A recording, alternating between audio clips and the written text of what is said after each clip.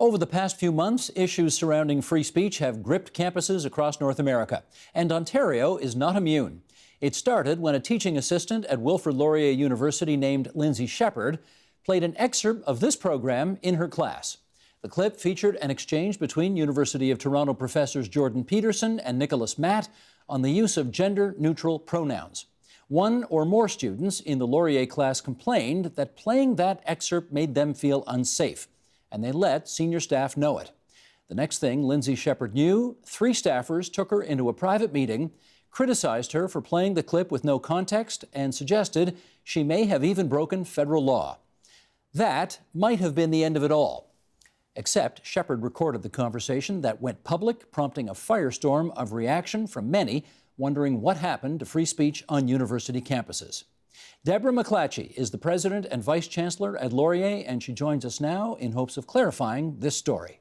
First of all, thank you for braving the 401 to get here. I know it takes an awfully long time. Thanks for coming in. On the chance that some of our viewers have not heard part of the exchange, which went on for many, many minutes, between Lindsey and the 3 staff members that were in that meeting, we want to roll a little excerpt of that now, and then we'll come back and chat. Sheldon, if you would. Do you see where, how this is not something that's intellectually neutral, that is kind of up for debate? This is the Charter of Rights and Freedoms. But it is up for debate.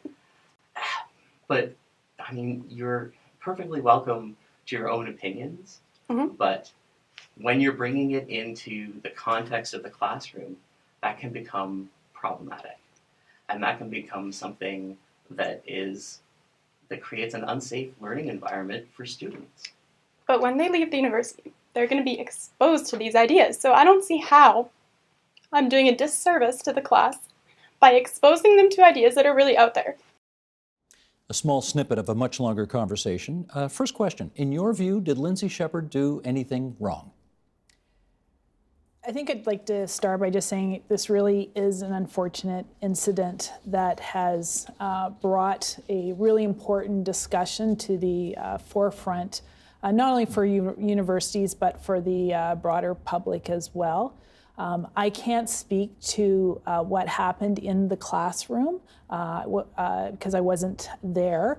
And I think really the discussion about what happens in the classroom is not just only about the material that is presented, but how it's presented. So our instructors are protected by academic freedom and freedom of expression.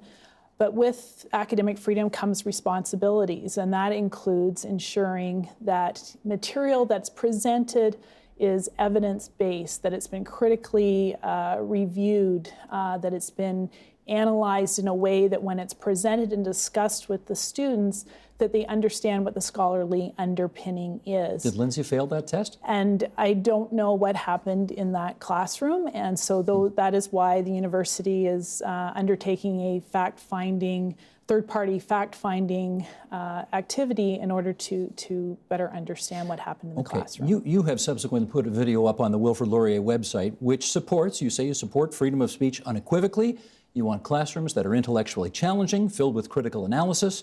Did the university meet that test that you yourself have expressed in this situation? Don't know again because it wasn't in the classroom. But you know what happened. I think that there is an opportunity for challenging material to be presented, and that yes, that will make perhaps could make students uncomfortable, and oftentimes uncomfortableness does lead to learning. But there's a responsibility that discourse in the classroom be civil, that it protects students' human rights, and that it's not intolerant, and that nothing in the class is used to demean students or their perceptions of the material. Do you have any reason to believe any of that happened here? Don't know what happened in the classroom. I'm going to skip the next 3 questions then, because they're kind of along that lines. But all right, let's go to this then. Do your professors receive any training or briefings on how to deal with circumstances where free expression may collide with students feeling uncomfortable or unsafe dealing with various topics? Yes, certainly, and part of what every university does, not just Laurier, is generally a lot of us have teaching and learning centers where we have experts in dealing with these areas. We hold workshops in which there's peer-to-peer training and discussion amongst faculty about dealing with these items that are controversial. Mm-hmm. And do you know whether your office or any senior official who works for you in this case has sent out a memo or a new directive to academic staff saying, here's what we did here, here's where it didn't work, and here's what we've got to do going forward? Anything like that? We're continuing to work through this process. Part of having the third-party fact finder will be to provide us with a review of what happened, but then also recommendations on how to improve our processes. And certainly, I know from notices that I'm getting just in my inbox that we do have a number of scheduled workshops that were already in progress before this incident, just to talk about how do our instructors be the best instructors that they can, even when covering very controversial subjects, including gender pronouns, indigenous concerns, Muslim views of the world, and all of those things that the university does every single day between our faculty and our students, and have to be done in a way that allows that free discourse to happen, but in a way that continues to ensure that human rights of the students are protected. Well, that's the thing, and I guess now, in a way, it's kind of good that this happened. I mean, not for you, I'm sure, but that it happened because it's prompting a discussion about where that sort of sweet spot is between freedom of expression and respecting the diverse needs of various students. But I guess everybody's wondering, academic and students alike, if a student comes forward now and says, we did this in class, it really made me feel uncomfortable, a teacher or a TA kind of offended me with this kind of content, I'm lodging a complaint, what happens now if that happens? Well, as I said, being one of the things that we've put in place, or haven't said that yet, is that we've got a task force that we are going to be furthering our ability to consult and discuss these issues at the university. There's an opportunity here for Laurier to show leadership amongst other universities in these discussions that are happening not just at Laurier, but at every university. Certainly, I've been quite clear that uncomfortable does not mean that a student there's been a line crossed in the classroom, and that is what we continue every day at universities, right. To better understand what tools and what skills do our faculty need to be able to have these very challenging conversations, which go to the very heart of the type of society that we are, in a way that encourages the participation of everyone in the class. But I think that's what we need to know, is that are faculty still allowed to challenge students? Are they allowed to provoke students? Absolutely. Are they allowed to offend students? Their job is to provoke and to continue to have students' minds open to different ideas. That includes civil discourse happening within the classroom. But offending them can happen civilly.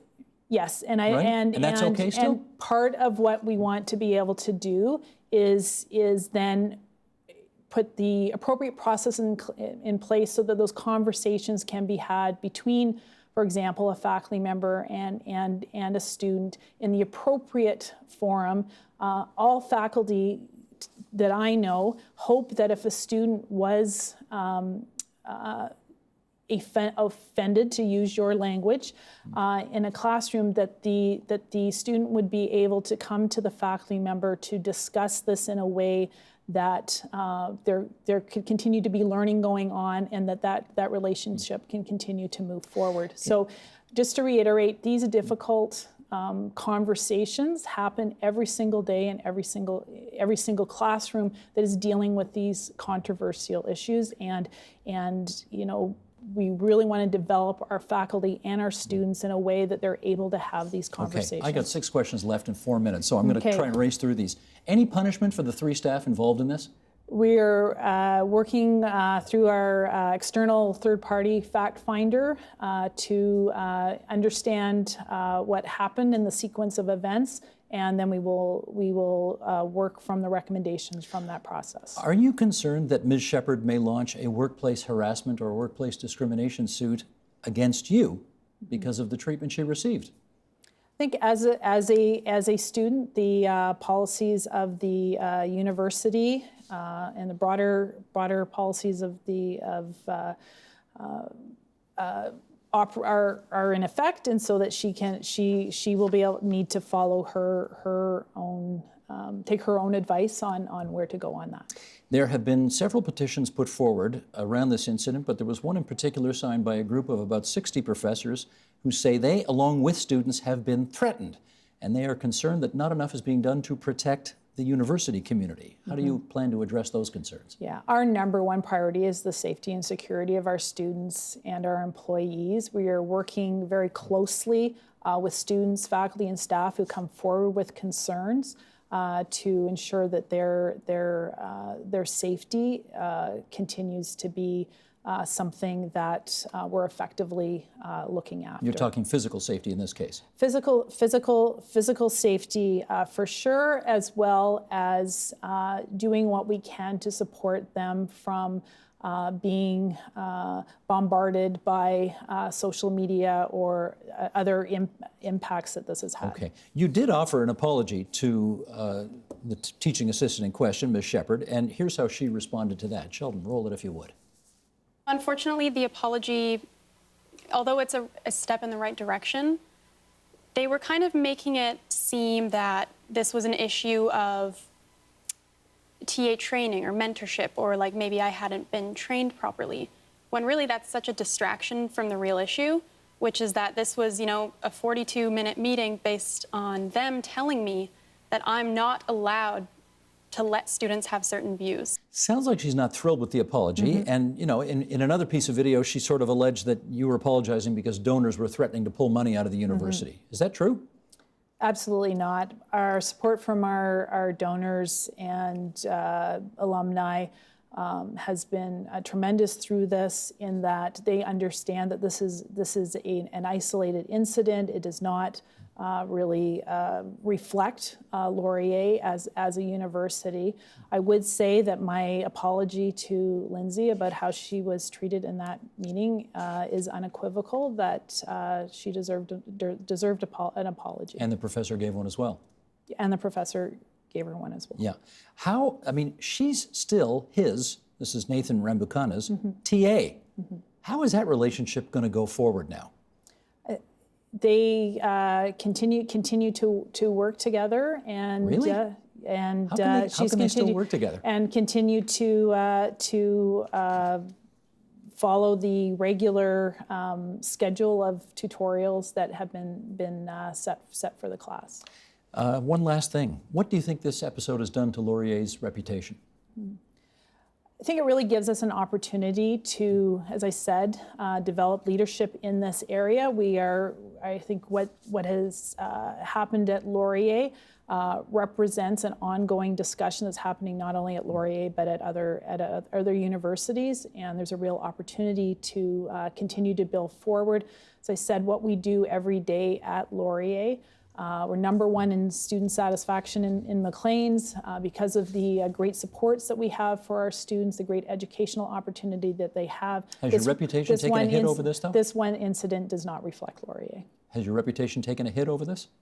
I think there's a lot of people who are starting to see that there's a real opportunity for discussion here, and it's not about Laurier. I like the way you're trying to find the bright side of this. Understood. We'll leave it there because we got another whole segment debating some of the issues that have emerged from this. So I'll thank Deborah MacLatchy, the President, Vice-Chancellor of WLU, for coming into TVO tonight. Thank you. Thank you. Help TVO create a better world through the power of learning. Visit TVO.org and make a tax-deductible donation today.